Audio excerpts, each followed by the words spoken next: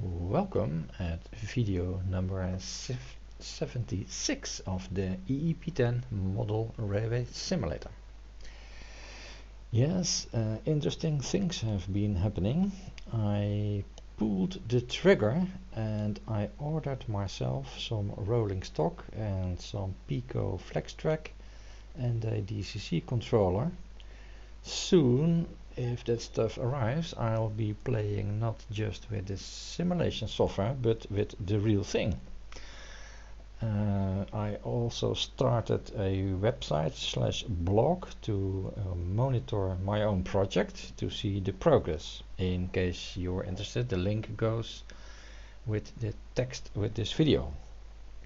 Well, since the materials have not yet arrived, I thought it might be a nice idea to plan some layouts already and to simulate them in EEP so that I can already see what it is going to look like and also how the train traffic is going to look and which train speeds are interesting.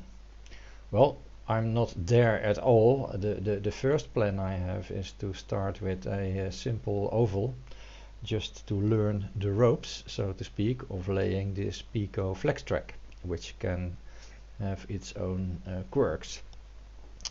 Then I plan a little bit bigger layout like this, and already with 4 junctions that can be servo controlled. And then if I add later 4 more junctions, then this is the layout I plan to play with for a while, to build it up and have it fully computer controlled also. So this is the layout I thought would be interesting to put in EEP. The size of this is 300 centimeters by 120 and 180 centimeters. Does it fit in my room? That was the first question. Well, it does. It is going to look like this. There's a couch to relax and have a beer, and here is the layout. So this is what I would like to test in EEP to see if it looks like anything. Well, I did it, and here it is. You'll recognize it, and well, I also placed a few buildings and a few trees so that it does not look so empty. And well, what I try to look at is if I have 4 trains, how does the traffic look like and what speed can or should those trains run.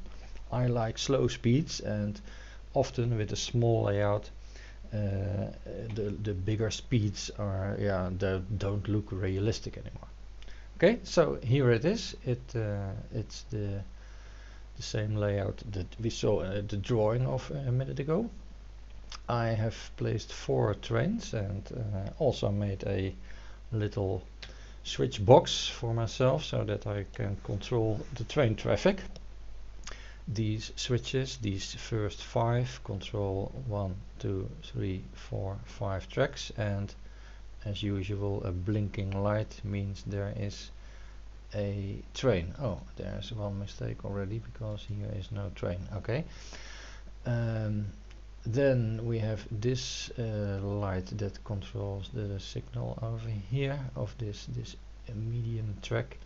Then we have 2 that control this lane, and then the final one controls that lane. Well, let me just really, oh, and then this light says the trains that enter over here on this track, if they should go on, with green light they go on, and with a red light they return, and then they can go here on this middle track. Well, let's just have a look and see if that works. I'm going to release that yellow train. There it goes, which means I can now also release my steam engine. I have no protection at all in this layout yet. Maybe I'm not even going to build it. I'm just controlling it manually. And well, I can also release one of these trains, and then we can have a look with one of the dynamic cameras, for instance. Oh, maybe it is nice to have a look out of this train. always nice to see several trains running. The speed that I set for the trains is now 40 km per hour, and well, to my liking that is fast enough. I don't need to go any faster on this small layout. I don't think that that would even look good if I would go faster than that. So that is one thing that I found out. Building a simulation of the layout, that already gives you quite some insight on how it looks and what is happening. Okay, let me put this light on green so that this train can now go on, and then if it arrives here at this track, it goes straight on.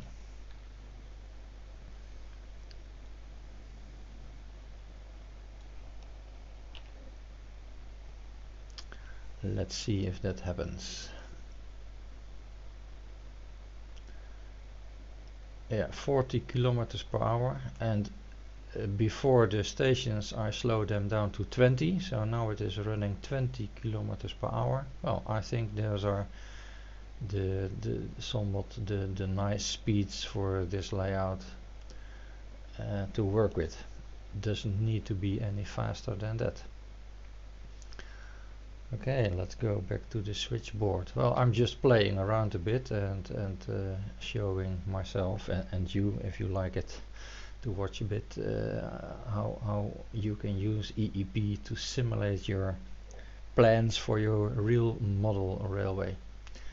Well, let us now release the steam engine again and the yellow one, and then the others obviously will have to wait a while.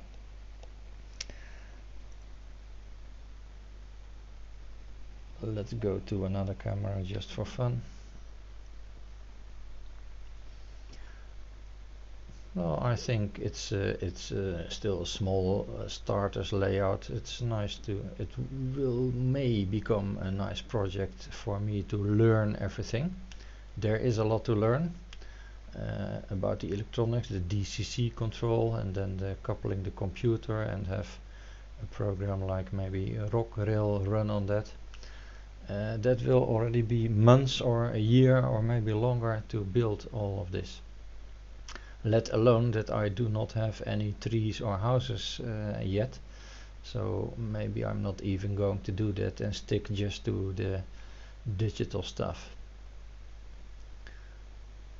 Alright, let's go to the control panel again and let us have this train on the move, and at the same time that one.